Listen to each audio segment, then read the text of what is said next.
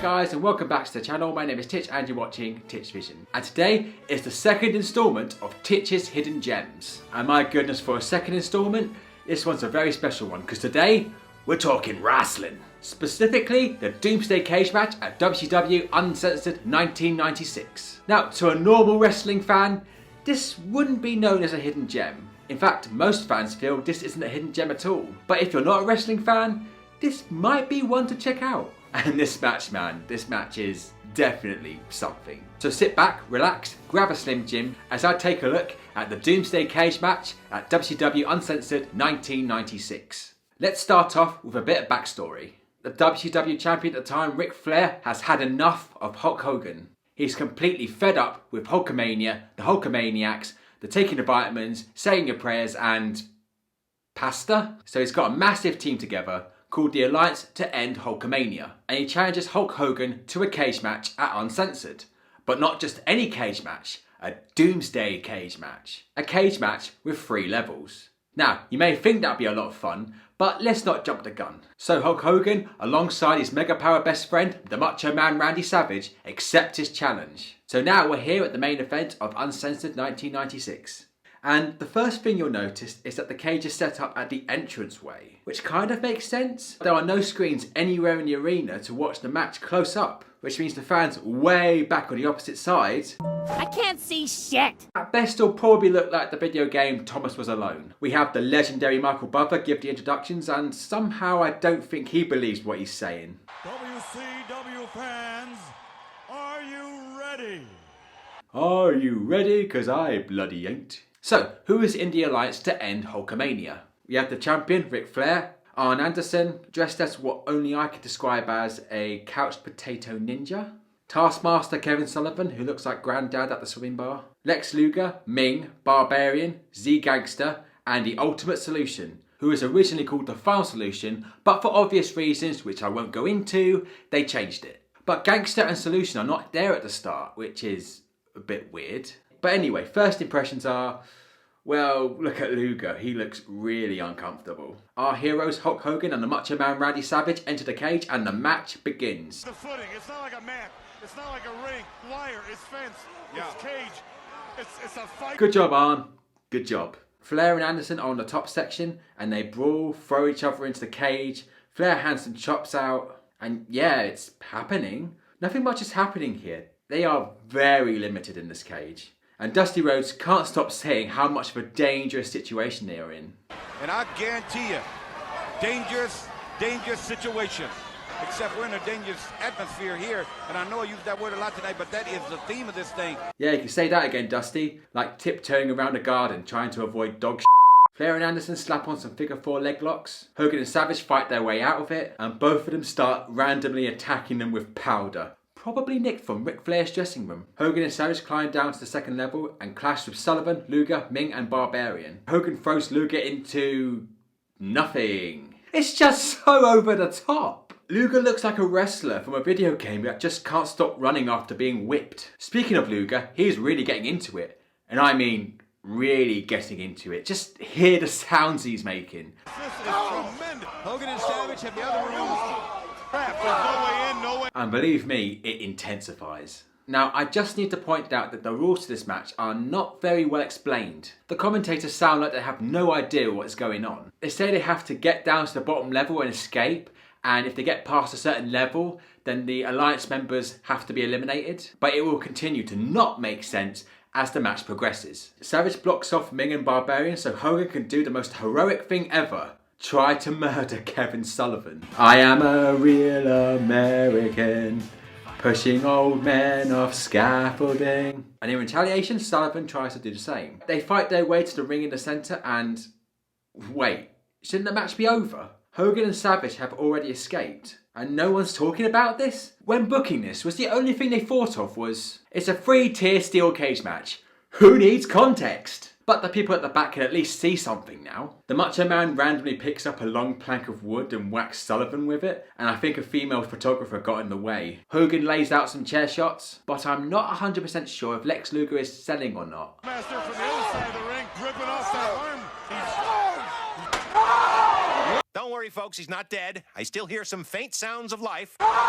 The Ultimate Solution and Z Gangster finally show up. They take them back to the cage and the Bat can't see but the crowd are going wild. Which is good, because a good crowd can give off good energy and can get you invested in a match. And in my opinion, it did work on me. For a bit. The four men finally clash, and I can definitely see why they kept them backstage. These guys are not good workers, and I personally don't want to see Z Gangster do chokeholds and bear hugs for half an hour. And Taskmaster starts randomly poking Savage with a pole. Jabby, jabby, jab, jab, jab. And that looks like the most uncomfortable gorilla press I have ever seen. Ooh, you crushing my Slim Jim. Hogan and Macho Man try to get some offense back, but before Savage can throw more of Ric Flair's after party stash, Anderson, who is now changed out of his pyjamas, and Flair re-enter the cage. So they are not eliminated? Again, if you were watching this match for the first time, you'd have no idea what the rules were. Hogan and Savage are now outnumbered and hope is fading fast. But help is on the way in the form of the Booty Man. Yes, the Booty Man. That's right, a wrestler who likes bums. Ooh, I like the sound of him. And those who are not familiar with wrestling, let me tell you, wrestling is weird. Especially in the 90s, people. But it doesn't matter what decade it is. There's nothing funnier than a bit of bum. Oh yeah.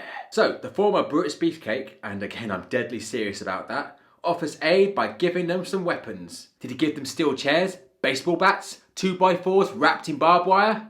No, he gave them frying pans. Fantastic. As if the match couldn't get any worse, it turns into Tom and Jerry.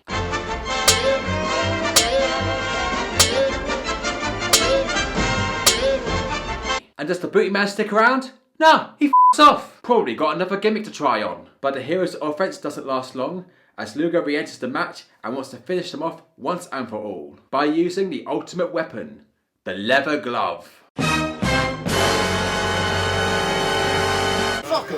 Flair holds up Savage for Luger to make the final blow, and what happens next is literally the worst thing that could happen.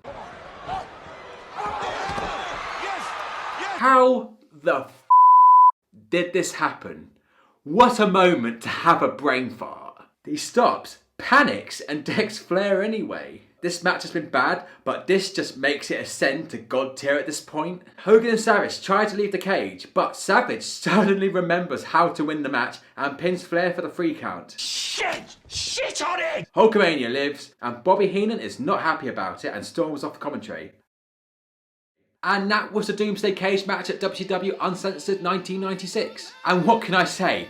It was a complete train wreck. The match was a drag to begin with, no one looked comfortable in that cage, and there was very little that they could do. The rules didn't make sense and the match structure was poorly executed. I understand they were going for the Hero Defies All the Odds story, but it was way overbooked, and Ming and Barbarian didn't add anything to the match, and the Ultimate Solution and Z Gangster were very limited in the ring. I think the idea was to keep the Hulkamania train going, but the train had already run out of steam at this point. So, is it a hidden gem? Absolutely not. But I will say it has that it's so bad, it's good quality. The powder, Luger overselling, attempted murder, frying pans to botch finish, and the wedgie to end all wedgies. And the bum man. Don't forget about the bum man. There's nothing better. So, in my opinion, if you want to have a laugh, watch it once, and then move on. Very quickly. You know, actually, I'm going to tell you how I can make this match better. First off, let people know what the rules are to this match. Because rules wise, it was fine. Nothing wrong with it. Fight your way down to the bottom and get the pin. Done. Second, let's not have Ric Flair start. Have him at the bottom tier. Make it look as if he was the final boss. And have Z Gangster and Ultimate Solution by his side. So let 2 of the lackeys start it off. Let's say Ming and Barbarian. Let them start the match. And have to make their way down to Luger and Arn Anderson after that. And when they get down to second level, maybe add some weapons, just some random objects, steel chairs, brooms, steel pipes. And when they get down to the final level, maybe bring in some more of Hulk's friends. Yeah, sure, bring in the Booty Man, but why not bring in Sting as well? I know Sting was in a match earlier in the evening, but if they brought him out again, there would be a massive pop, and everyone loved Sting back in the day. Everyone loved Sting in 1996. So you'd have a final face-off with Flair, Luger, Solution and Gangster facing off against Hogan, Savage, Sting and Booty Man. And then they'll all gang on Flair and then they'll pin him 1, 2, 3 and then big victory and they go home. And that, my friends, would make the match okay, I guess. There is absolutely no way in this reality that that match will be great. But at least it'll be entertaining and I think the crowd would go home happy after that. So yeah, those are the ways that I would probably fix the match. And that concludes the second instalment of Titch's Hidden Gems. But what do you guys think? Have you seen the Doomsday cage match? How would you book the match? And who was your favourite WCW wrestler in the 90s? Comment down below and let me know. And that's about everything for today, my friends, and thank you so much for tuning in. I hope you enjoyed this video. If you like what you saw, make sure you like, share and subscribe, and follow me on Facebook, Twitter and Instagram. I've been Titch, and I'll see you guys in the next one. Take care. Your mother is so dumb, she went to Dr. Dre for a pap smear. Something's wrong, Dr. Dre. Well, your mother is so stupid, she exercises when she could just get like liposuction or something. Your mother's so old that her breast milk is powdered. You breastfeed like this. I ended up having some cereal and a yogurt. Bear with me, Stace.